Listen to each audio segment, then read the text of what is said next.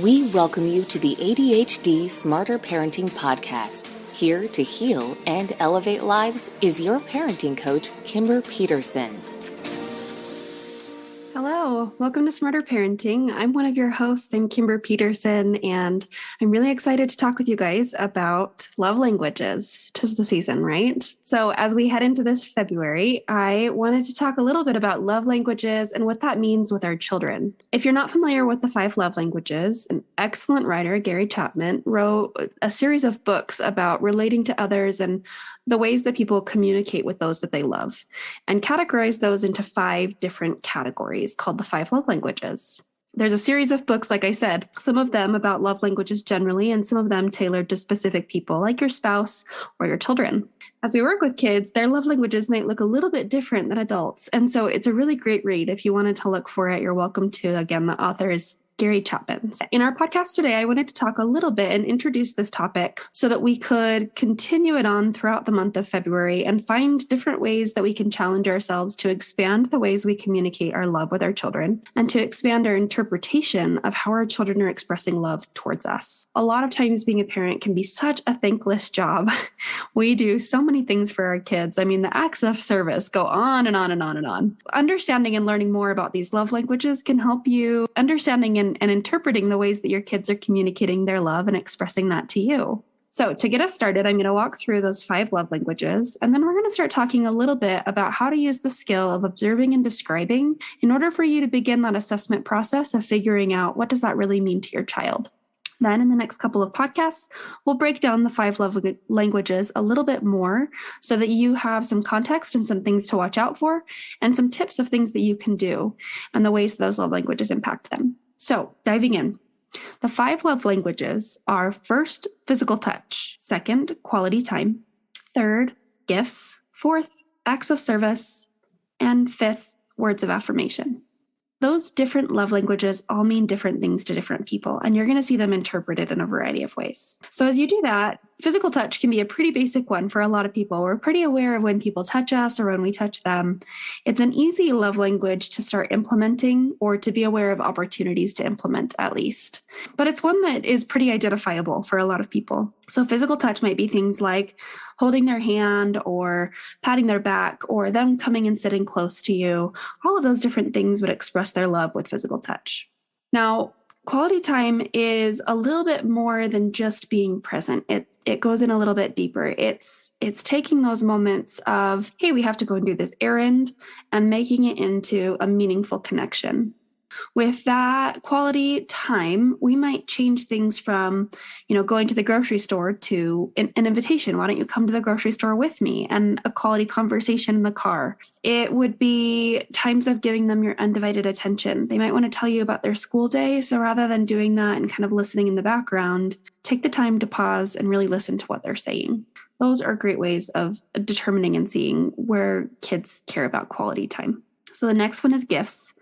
And kids love to give gifts. It's one of the first love languages that they really start learning about, probably outside of physical touch, but it's one of those fundamental ones. They start to give you things or be proud of things. So they'll build you a Lego set and they'll pick you a flower and all of those different great things. Gifts can be a harder one for parents to give back. So if your child really cares a lot about love languages, then gifts can be a trickier one because obviously we don't have money trees and we don't just buy gifts all the time.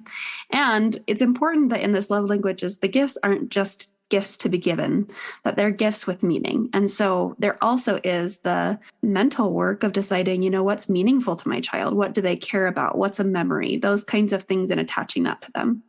So our kids that really care about gifts might love receiving that love by getting a souvenir from a family vacation or getting a photo book of different things that you've enjoyed doing with them. Sticker charts and those kinds of reward systems might be really enforcing to those kids because they'll want to have that tangible item or memento of their accomplishments. And so as they achieve things, being able to put a sticker on a chart or those kinds of things can be really reinforcing. Now, the next one is acts of service. And I know that you feel like you give so many acts of service to your kids because as parents, we all do. We give limitless acts of service, whether that's getting up in the middle of the night to clean up throw up or, doing their laundry and buying the clothes that they wear, all of those different things. But Acts of service is a really interesting one in kids. And I've been identifying this one in my son lately. And so it's been interesting to try to find ways that I can see and understand how acts of service are so important to him. So my son is 4 years old, and he is very capable. He's a capable little boy, and he's at that age where he could do a lot of things. And my husband and I have joked about how he's really lacked some of that independent stage where he hasn't been, fighting with us to want to do his own seatbelt. He would let me buckle him in every single day, all the days. But he's capable of buckling in his seatbelt. So a lot of times for convenience, when I'm putting him in the car, I want him to buckle his own seatbelt. Do it yourself. You're 4 years old. You know how to do this. This independence is good. But he doesn't want to. He wants me to do it for him. There's a lot of those things where he wants me to do it for him. Even just last night, my son said that he wanted a drink of water, and I said that was fine, to go get a cup and to get the drink of water. And he started crying and said that he could get the cup and he knew how to fill it up, but he didn't want to do that. He wanted me to do it for him. So he would rather go all the way to the kitchen, get the cup, bring it all the way to me so that I could fill up the cup for him so that he could then go to bed. So that's what we did. He brought the cup to my room. I filled it up in the bathroom, and he went to bed with it because he wanted me to fill it instead of just filling it himself in the fridge like he could. Those little acts of service are really important to him. And it's been meaningful for me to try to see those inconveniences as positive things and ways that I can really express my love for him. So I'm excited for the podcast where we're going to dive into that one more, because I feel like as a parent, it's something that I'm really working on, and it's something I've been very aware of lately. The next one that I wanted to talk to you guys about was words of affirmation. And this is a great one.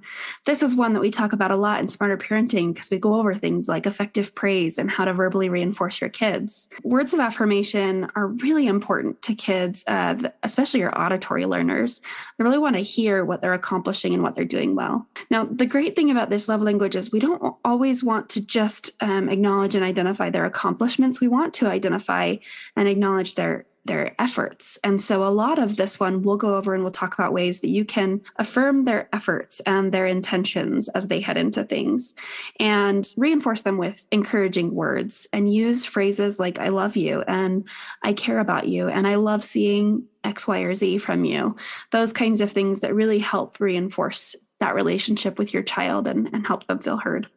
So words of affirmation is a fun one with kids.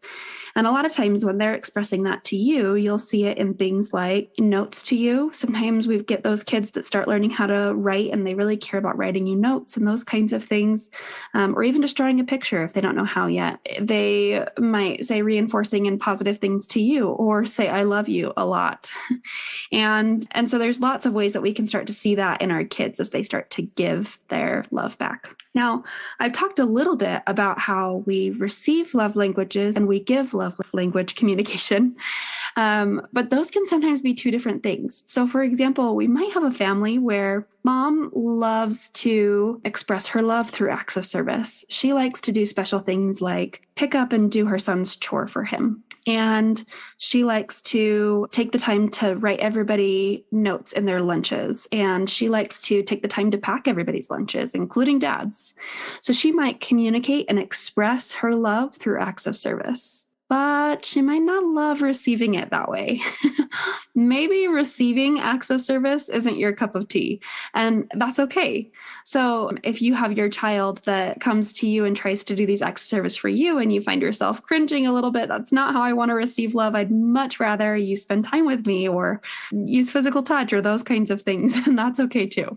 So we'll dive into that example a little bit later, but just keep in mind that sometimes we give and we receive love differently. Another thing to keep in mind is that kids often fall into many of these categories, and especially as they're developing and growing, they explore and dabble their hands in each of them. One of the fun things that we want to challenge you to do this month is to try using all of them. See what really works, see what doesn't, see what's their favorite and what's just okay, and what's no thank you. You can explore this and learn a little bit more with your kids over the course of the month if you're trying and exploring different ways of communicating love to them. It doesn't hurt to be loved. And so using all of these different tools to love on your children is a great thing. Instead of focusing on, well, my kid doesn't want that particular one, be a little bit more focused on what matters the most to them. If you try, verbally affirming them by telling them how great they did at their spelling bee, And you also try doing an act of service for them. And you also try giving them a huge hug at the end of the night. And you notice that one of those things really makes them light up. Then keep that in mind. Just take note of those things. One of the ways that you can best do that is by observing and describing. And this is a great tool because a lot of times as we start to kind of gather this information, using this tool of observing and describing can make us more aware. And it could also make our child more aware. And that mutual understanding can be really beneficial as we learn to strengthen and grow our relationships. So go over to our website, it's smarterparenting.com, and click on Learn. There you'll find a whole class on how to observe and describe. When you open it up, you'll find that there's a video and several resources on how to do this better. But I'm going to walk you through it in this podcast as it pertains to our topic. So the first step to observing describe is to observe the behavior. Watch for it, be aware of it, be looking for it. These are all really great things that we can often forget to do as parents, just keeping our minds a little bit more open. So the steps to this skill are: 1, observe the behavior. 2, get your child's attention. 3, describe what you see using descriptive language. So when I'm using this with the love languages, I might be extra aware of the way that my child is giving their love. If they drew me a picture, then I might observe what they did. Get their attention and make sure that they know that I'm talking with them by giving them eye contact and getting down on their level. And then describing what I saw. Just now, you spent so much time drawing and creating this beautiful picture, and after all that hard work, you gave it to me. I was really descriptive about what I saw, and I can even describe things like how proud they were, or I saw that smile on your face and it looks like you're really proud of yourself for working so hard. Thank you for giving this to me. Those kinds of things that really tie in exactly what's going on and exactly what we're seeing. Our child's going to start to piece together those pieces just like we are. And so it's really important that as we describe these things, that we're being very clear and we're not being vague or generalizing. Hey, thanks so much for drawing me a picture. That's much less meaningful than the example that I gave before. So let's go back to that example I gave a little bit earlier. Maybe acts of service really isn't your jam. So having your 12-year-old clean up your makeup drawer, inevitably incorrectly, is more irritating than appreciated. I was talking to a mom about this exact scenario a couple days ago, and she was describing the way that her daughter was trying to show her love for her, but she really just found it agitating. And so we talked about some ways that she could redirect this using the skill of observe and describe. So we started with first thanking them and using observe and describe to explain and express what she was seeing. This would sound like, earlier you cleaned up my bathroom. Thank you so much. It looks like you were really trying to show me that you cared for me, and I'm really grateful for that. So I was descriptive of exactly what I saw in cleaning up the bathroom. You can go through and I can express even what she cleaned up specifically. But I'm also pointing out that what I observed is her trying to express her love for me. And so in doing that, I can start to shape and redirect some of that. So then later in the day, she could go back to her daughter and she could say, I've noticed you really trying to show your love for me, and I wanted to tell you some of the ways that really matter to me. I love hugs and other nice touch. So when you do things like sit next to me or play with my hair, those are the moments that matter so much, and it really tells me that you love me. So I was very descriptive in exactly what I wanted to later observe from her. This can work in the reverse too, as I'm trying to shape some of those behaviors. So now I'm describing to her exactly what it means to care for and love for me. And so she can try those out later, and I can acknowledge that again. So using some of this observe and describe can make both you aware and your child aware of what works best for you and how you like to receive love. Now, let's talk about some other ways that we can kind of start to understand and dissect the ways that our kids use these love languages. Thinking back and reflecting, I want you to take a moment to consider maybe 3 of the most memorable moments where your child expressed love for you. How did they do it? What was kind of the scenario or the context of it? And now start to see what love languages were there. Was it physical touch, quality time, words of affirmation, gifts, acts of service? Was it multiple? Consider some of those things as you reflect on your experiences of the past. I'll tell you a story about another mom that I was talking to. This mom's named Sarah, and she has a 4-year-old also.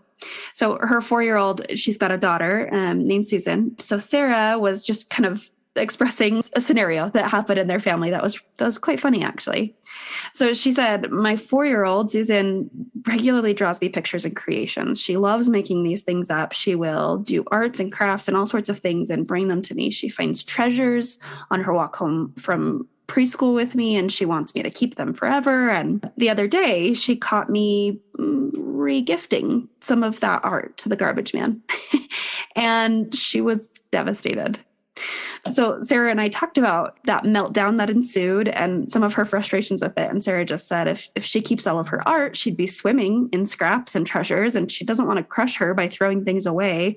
But at the same time, it's not realistic. Not to mention, she really doesn't value the meltdown that happens anytime that she's recycling or regifting those treasures. So in this conversation, Sarah and I talked about Susan's love language and what really mattered to her. And it sounds, if you can tell in this story, it sounds like Susan really cares about gifts, and that was an important way of her expressing her love for her mom. So imagine telling somebody that you love them and having them say, well, I love the garbage man, and how devastating that would be to you. And so that's essentially what was happening in these interactions. And that's hard. It's hard for the 4-year-old. It's hard for the mom. So we talked about some other ways that she can acknowledge her daughter's love by doing things like taking pictures of the artwork and creating a scrapbook, either online or physically, of all the different treasures and pictures that she's created for her. That way, Susan could be a little bit more involved in the recycling or the management of all of the many treasures that collected. And mom, Sarah, could have, less of a treasure collection. It could be much more concise, and it could even be kept just digitally. Maybe it's an online folder of pictures of different treasures that they have, and that's free and easy. Or it could be a scrapbook that they create together in crafts, or it could be a scrapbook that they order online and then it sits on their shelf, and Sarah and Susan can sit together and look at those treasures anytime they want to.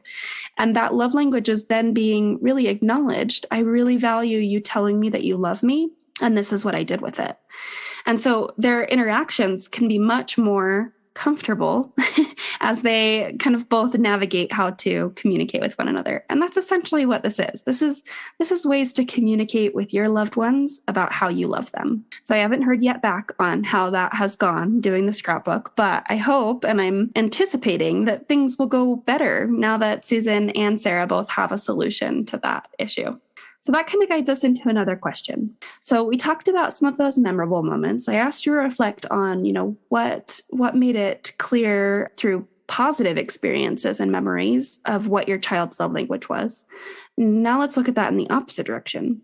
Think of some moments of challenge, maybe times where you've tried to express empathy or love and it wasn't well received, or you've noticed that your child has had a deficit of something. You haven't given a hug in over a week and they seem to be much more emotional, or those kinds of things. What love languages were present and what love languages weren't?